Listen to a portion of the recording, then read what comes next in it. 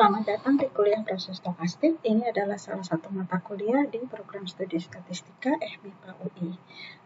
Pada kesempatan kali ini kita masih akan membahas mengenai yang terkait dengan proses Poisson, yaitu conditional distribution dari arrival time.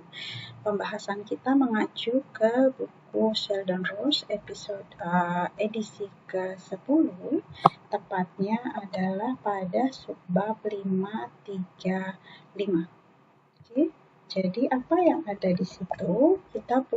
Sebelumnya kita sudah membahas mengenai kita sudah menunjukkan bahwa distribusi bersyarat dari waktu kejadian yang pertama diberikan bahwa pada waktu T sudah terjadi tepat satu kejadian adalah distribusi uniform dari bentuk CDF-nya seperti ini. Kita bisa menyimpulkan distribusi uniform.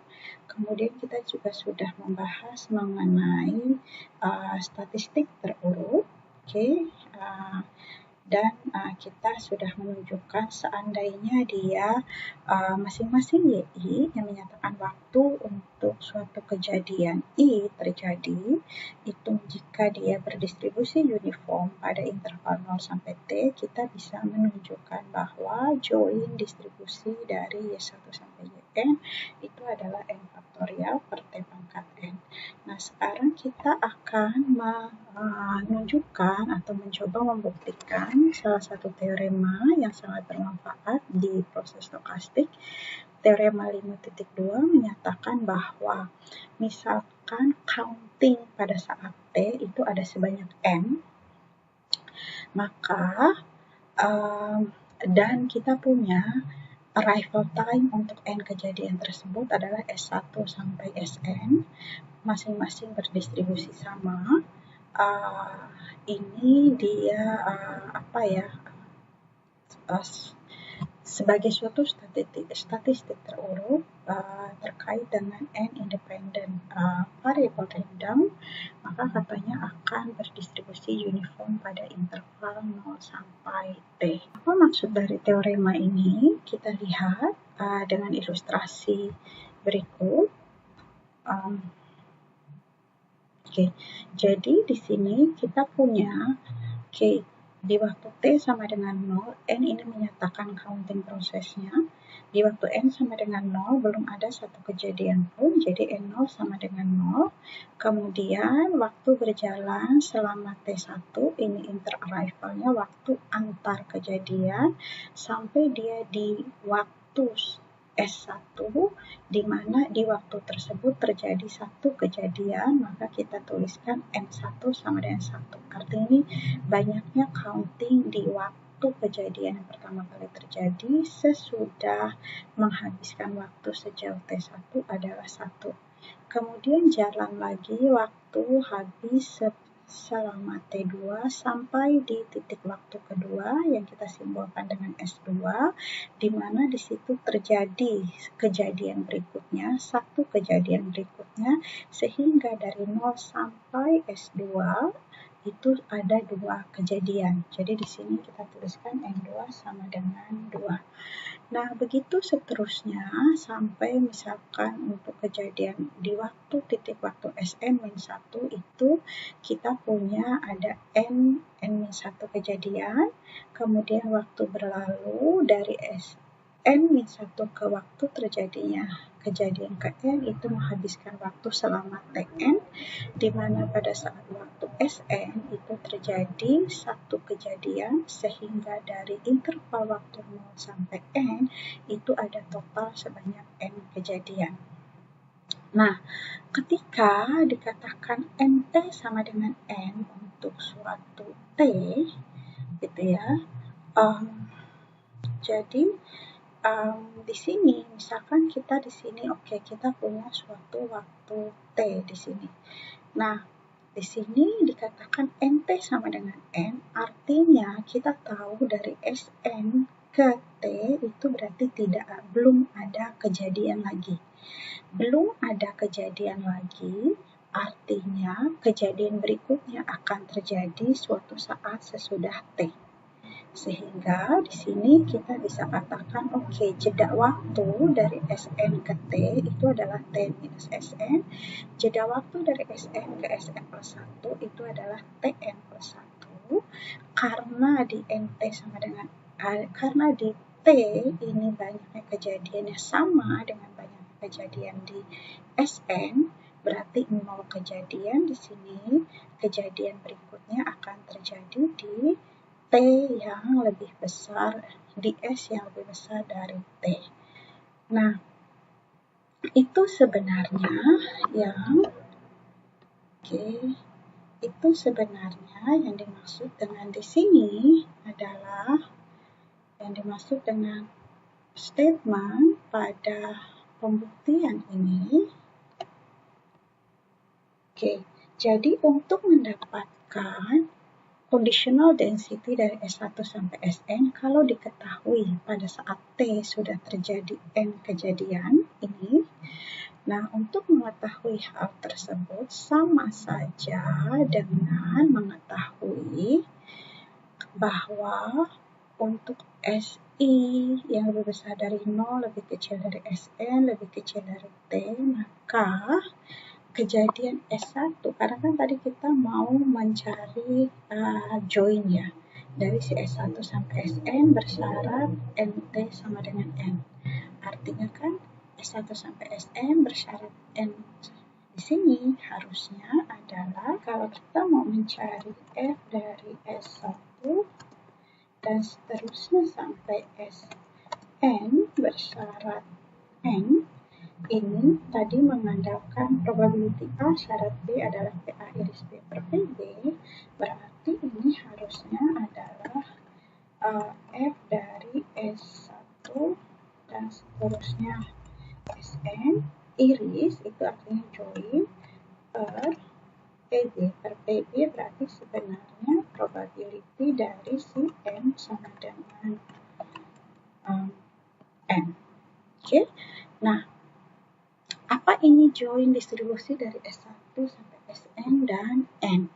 Ini yang menyatakan oke, kalau kita bilang S1-nya sama dengan S1, S2-nya sama dengan suatu nilai, sampai Sn-nya suatu nilai, dan Nt-nya sama dengan N, itu sama saja dengan menyatakan bahwa inter-arrival time yang pertama sebanyak N berarti T1-nya adalah di sini, kita punya coba diperbesar sedikit, T1-nya sama dengan S1, T2-nya adalah S2 minus S1, kemudian dan seterusnya sampai Tn-nya itu adalah yang ke Tn di sini adalah Sn dikurangi dengan Sn minus ini harusnya Sn dikurangi dengan Sn min 1. Bagaimana dengan Tn plus 1? Yang tadi kita sudah jabarkan, berarti Sn plus 1 itu terjadinya sesudah T. Karena saat T itu masih jumlah kejadiannya sama dengan di saat Sn. Yang artinya berarti Tn plus 1 itu akan lebih besar dari T minus Sn. Jadi yang kita mau mencari join conditional distribusi dari arrival time S1 sampai Sn bersyarat N, dan dengan argumen yang dikemukakan kita bisa nyatakan dalam bentuk inter-arrival itu. Kenapa kita membawa ke dari arrival time kita nyatakan dalam inter-arrival time? Sebenarnya karena kemudahan yang diberikan oleh inter-arrival time yang dinyatakan dalam proposisi 51, yaitu setiap inter-arrival time Tn itu IID, independent identically distributed, dengan mengikuti eksponensial dengan minus per lambda. Jadi ini semua nanti kita akan menggunakan distribusi eksponensial, sudah dibuktikan di proposisi 51 yang minnya seperlambda. Nah, seperti apa bentuk dari distribusi eksponensial tersebut, PDF maupun CDF? Karena untuk T1 sampai Tn kita butuh PDF, sementara untuk Tn plus 1 ini adalah komplement dari CDF. Nah, seperti apa bentuknya? Kita lihat di sini di subbab 5.2 untuk distribusi eksponensial dengan min seperlambda, ini di sini ekspektasi x-nya seperlambda, bentuk PDF-nya adalah lambda e min lambda x dan komplement dari CDF-nya adalah e pangkat min lambda x. Sehingga untuk yang bentuk ini kita bisa tuliskan kembali seperti ini, karena T1 sampai Tn-nya dan Tn plus 1 itu semuanya adalah IID, berarti independen kita bisa kalikan saja, yang suku terakhir adalah komplement dari. Sehingga kita bisa tuliskan kembali di sini, untuk yang pertama, Ft1 berarti dia berdistribusi eksponensial. Jadi kita pakai ini, jadi ini adalah lambda dikalikan E pangkat minus lambda X minus lambda dikalikan dengan X. Nah, tapi kalau di sini X-nya kita adalah S1. Oke, kemudian untuk yang T2 ini adalah eksponensial S2 min S1 adalah nilai X yang ada di sini. Sehingga ini kita mengikuti PDF dari eksponensial kembali, jadi lambda lagi, E pangkat minus lambda X, X-nya sekarang adalah S2, X-nya adalah S2 minus S1. Oke, kemudian untuk yang ketiga dan seterusnya sama, sampai ini untuk yang ke N kita juga punya sama, berarti lambda E pangkat minus lambda X-nya adalah Sn, ini adalah Sn minus Sn minus 1. Kemudian yang ini, yang suku terakhir, probability Tn plus 1 lebih besar daripada T minus Sn, itu adalah kalau Fx, kalau CDF itu probability lebih kecil sama dengan, berarti ini probability lebih besar, itu adalah komplement dari si CDF. Yang artinya 1 minus bentuk ini adalah E pangkat, jadi 1 minus 1 min E pangkat min lambda X, yang tersisa adalah hanya E pangkat minus lambda dari X, di mana X-nya di sini adalah T minus Sn. Oke. Bagaimana dengan probability dari Nt sama dengan N? Nah, ini kita bisa lihat kembali, kita bisa ingat kembali definisi dari proses Poisson bahwa increment itu mengikuti distribusi Poisson, sehingga bentuk ini Nt sama dengan N, dan karena N0 sama dengan 0, ini sebenarnya bisa dituliskan Nt minus N0 sama dengan N. Dan itu suatu increment berdistribusi Poisson dengan parameternya adalah lambda proporsional terhadap panjang intervalnya dari S ke T plus S, jadi sepanjang T. Sehingga ini kita bisa ganti, kita bisa gunakan PDF dari Poisson, yaitu E pangkat minus lambda T, E pangkat minus lambda T, kemudian kita punya lambda T pangkat N, kemudian dibagi dengan N faktorial, atau kita kalikan saja di sini, berarti di atas ini dikalikan dengan N.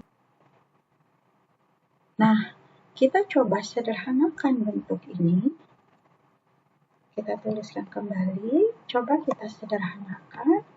Kita di sini punya lambda, di atas ini lambda 1, 2, dan seterusnya. Ini sebenarnya kalau kita lihat nih S2 min S1 sampai Sn min Sn min 1, berarti ini sebenarnya sudah ada sebanyak N min 1, ya kan, min 1 sampai ini min N-1 ada sebanyak N-1 perkalian dengan lambda, kemudian di sini ada satu lagi perkalian dengan lambda, berarti ada N kali perkalian dengan lambda, atau sebenarnya ada lambdanya ada sebanyak N, itu saling meniadakan dengan yang di bawah sini, jadi ini bisa dihapus, lambda-lambdanya kita bisa hapus karena dibagi dengan yang di bawah. Kemudian E pangkat minus lambda T, di sini ada E pangkat minus lambda T yang di atas sini. Jadi dihapus saja, ini saling meniadakan dengan yang di bawah sini.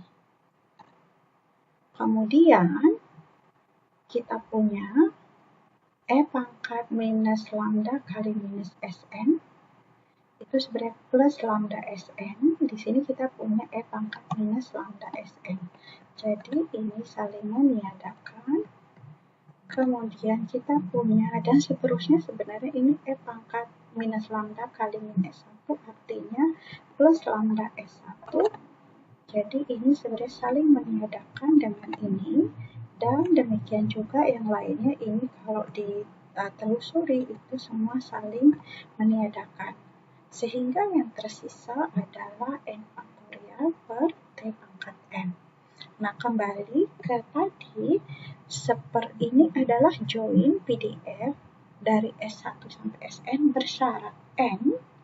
Nah, di sini ternyata adalah seperti pangkat N, ini artinya di waktu T, pada saat T sudah ada terjadi N kejadian, ternyata adalah seperti pangkat N, artinya sama, uniform, distribusinya uniform, dan N faktorial ini bisa kita bayangkan sebagai banyaknya cara melakukan permutasi atau pengaturan posisi dari S1 sampai Sn. Oke, sehingga sampai pada tahap ini kita sudah menunjukkan bahwa arrival times S1 sampai Sn itu punya distribusi yang sama di bawah statistik terurut.